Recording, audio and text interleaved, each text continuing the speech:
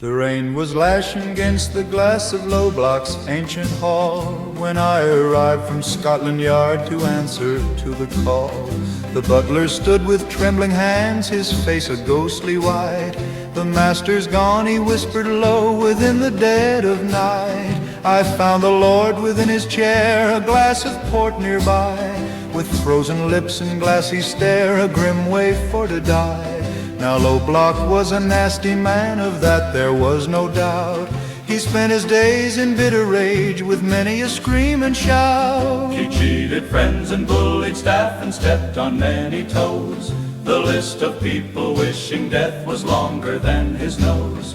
I looked around the dusty room for clues that I might find, to catch the soul who'd left the Lord so fatally maligned. First I called the butler, a man named Arthur Blane, who'd served the Lord for 40 years through misery and rain. He cut my pay, the servant said, and kicked my favorite cat. I'm glad he's gone, to tell the truth, and I'll leave it at that. Then came the widow Loblock in a dress of mourning silk, with eyes as cold as winter frost and skin as pale as milk. He kept the fortune locked away, she said with just a sigh. I didn't weep when he collapsed, I didn't even try. The nephew was a gambler with a debt he couldn't pay. He stood to gain the whole estate if Loblock passed away. I needed cash, the boy confessed, a tremor in his tone, but I was in the billiard room quite peacefully alone. The cook was red with fury and she held a carving knife. He said my soup was dishwater, he ruined all my life. I put a little something in his evening mutton stew, but that was just some extra salt, I swear that's all I knew. I circled round the heavy desk and checked the velvet floor.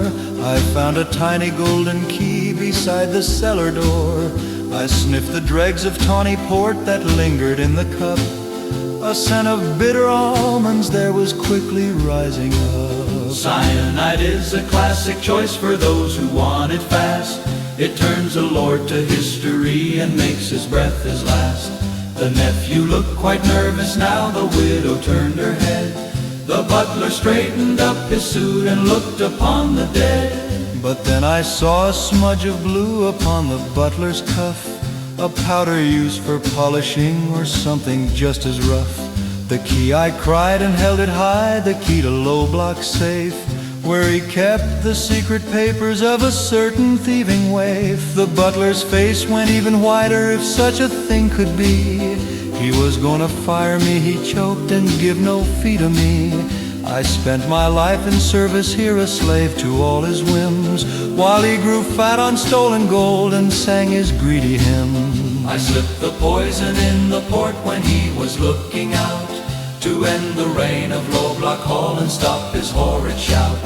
I put the cuffs upon his wrists, he didn't fight at all. He walked with pride and steady stride from out the gloomy hall.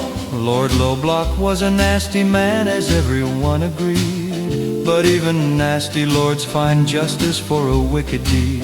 The case was closed, the rain had stopped, the morning sun was bright, as I returned to London town and left the scene of night.